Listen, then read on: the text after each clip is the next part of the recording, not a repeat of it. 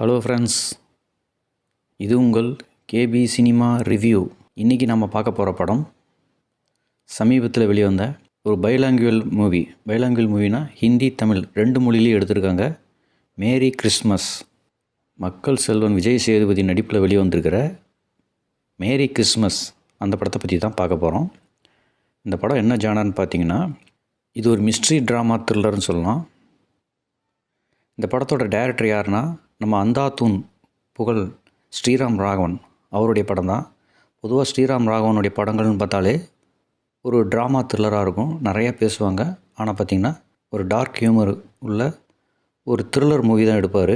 அவர் இதுக்கு முன்னாடி எடுத்த படங்கள் பார்த்திங்கன்னா அந்தாத்தூன், பத்லாப்பூர், ஜேஜன் வினோத், ஜானி கதர், இதெல்லாம் பார்த்திங்கன்னா அவருடைய படத்தில் நிறையா ஹிட் மூவிகளை கொடுத்தவர். இந்த படமும் பார்த்திங்கன்னா இந்த படமும் ரொம்ப நல்லாவே வந்திருக்கு. இந்த படமும் பார்த்திங்கன்னா ஒரு டார்க் ஹியூமர் மிஸ்ட்ரி ட்ராமா தான்.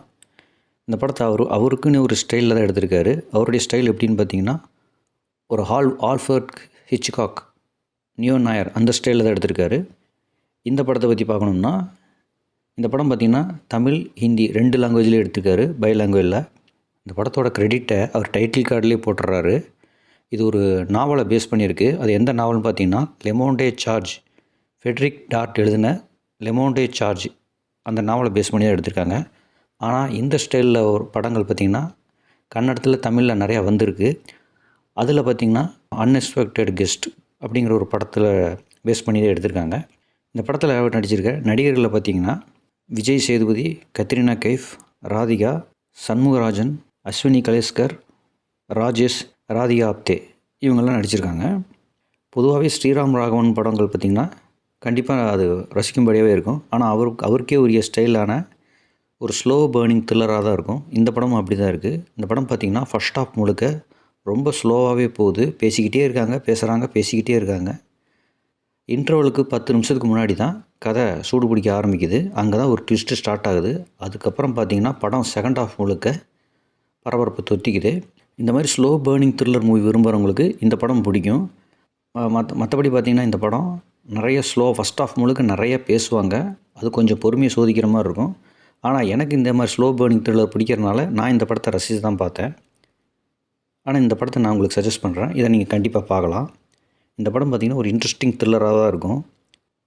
இந்த படத்தோட கதையை பற்றி பார்க்கணுன்னா, இந்த படம் பார்த்திங்கன்னா நடக்கிறது பார்த்திங்கன்னா பாம்பேவை மும்பைன்னு மாற்றின காலகட்டத்தில் தான் நடந்த கதை இது.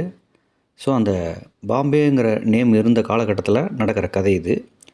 அது பார்த்திங்கன்னா 1996 அந்த காலகட்டத்தில் இந்த படம் நடக்குது. நம்ம ஹீரோ விஜய் சேதுபதி என்ன பண்ணுறாருன்னா, அவங்க அம்மா இறந்ததுக்கப்புறம் அந்த வீட்டை, அவங்க அம்மா வாழ்ந்த அந்த வீட்டை பார்க்குறதுக்காக அவர் பாம்பே வராரு. வந்துட்டு அந்த வீட்டில் தனியாக இருக்கார். ஸோ அந்த வீட்டை பார்க்க வரும்போது அது ஒரு கிறிஸ்மஸ் நைட்டு. அந்த கிறிஸ்மஸ் நைட் அன்னைக்கு அந்த வீட்டில் தங்குறதுக்கு வராரு. அன்றைக்கி நைட்டு பார்ட்டிங்கிறனால வெளியில் சுற்ற போகிறாரு. அப்படியே பார்ட்டியில் அங்கே கத்ரினா கைஃபை சந்திக்கிறாரு. அங்கே அந்த கத்ரினா கைஃப் பார்த்திங்கன்னா ஒரு சிங்கிள் மதராக இருக்காங்க. கூட ஒரு தனக்கு குழந்தையோட அந்த பார்ட்டியில் இருக்காங்க. அங்கே நம்ம விஜய் சேதுபதி அந்த கத்ரினா கைஃபை சந்தித்து அங்கே அவங்க பழகுறாங்க, பேசுகிறாங்க. பேசிட்டு அப்படியே தேட்டரில் பார்த்திங்கன்னா அதே இடத்துல திரும்ப சந்திக்கிறாங்க. அந்த இடத்துல அவங்க ரெண்டு பேருக்கும் ஒரு பழக்கம் உருவாகுது, ஃப்ரெண்ட்ஷிப் உருவாகுது. அப்படியே அவங்கள வீட்லேயும் கொண்டு வந்து ட்ராப் பண்ணுறாரு. அப்படியே கொஞ்ச நேரத்தில் அவங்களுக்கு நட்பு உருவாகுது. அது நேரத்தில் அவங்க வீட்டுக்கு இன்வைட் பண்ணுறாங்க. கத்ரினா கைஃப் விஜய் சேதுபதியை வீட்டுக்கு இன்வைட் பண்ணுறாங்க. அப்படியே உள்ள ரெண்டு பேர் குடித்து டான்ஸ் ஆடி ஃப்ரெண்ட்ஸ் ஆகிடுறாங்க. இப்படி ஃப்ரெண்ட்ஸ் ஆகிட்டு இப்படி இருக்கிறவங்க வெளியில் போயிட்டு சும்மா ஒரு வாக்கிங் போகலான்னு சொல்லிட்டு வெளியே போயிட்டு திரும்பி வீட்டுக்குள்ளே வரும்போது அங்கே ஒரு கொலை நடந்திருக்கு.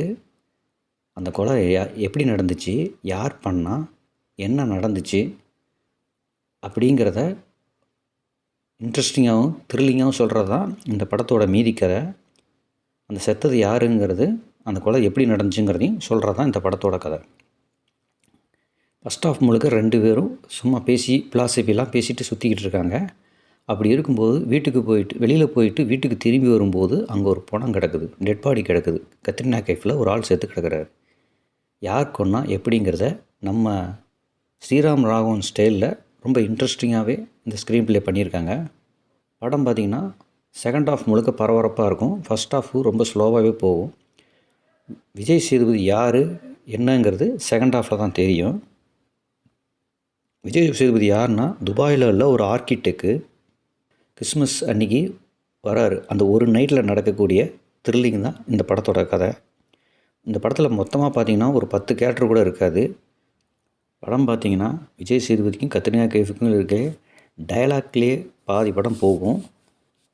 அது நமக்கு கொஞ்சம் ஸ்லோவாக போகிற மாதிரி இருக்கும். அதுக்கப்புறம் அந்த கொலை நடந்ததுக்கப்புறம் அடுத்தடுத்து நடக்கக்கூடிய சுவாரஸ்யமான சம்பவங்கள் தான் இந்த மீதி கதை. அதை ரொம்ப இன்ட்ரெஸ்டிங்காகவே சொல்லியிருப்பாங்க. இந்த படத்தில் விஜய் சேதுபதியுடைய பர்ஃபார்மன்ஸ் ரொம்ப நல்லா இருந்துச்சு. ரொம்ப சப்டிலாகவும் சாஃப்டாகவும் ஆக்ட் பண்ணியிருப்பார். ஆனால் அவங்களுடைய நடிப்பையே தூக்கி சாப்பிட்ற அளவுக்கு கத்ரினா கைஃபோட பர்ஃபார்மன்ஸ் ரொம்ப நல்லா இருந்துச்சு. அவங்களுடைய நடிப்பு பல இடங்களில் விஜய் சேதுபதியை டாமினேட் பண்ணிடுறாங்க. அதுக்கப்புறம் பார்த்திங்கன்னா இந்த படத்தோட ப்ளஸ் பார்த்திங்கன்னா இது ஒரு நல்ல ஸ்லோ பர்னிங் த்ரில்லரு. இன்ட்ரெஸ்டிங்காகவே இருக்கும். செகண்ட் ஹாஃப்க்கு அப்புறம் படம் இன்ட்ரெஸ்டிங்காக போகும்.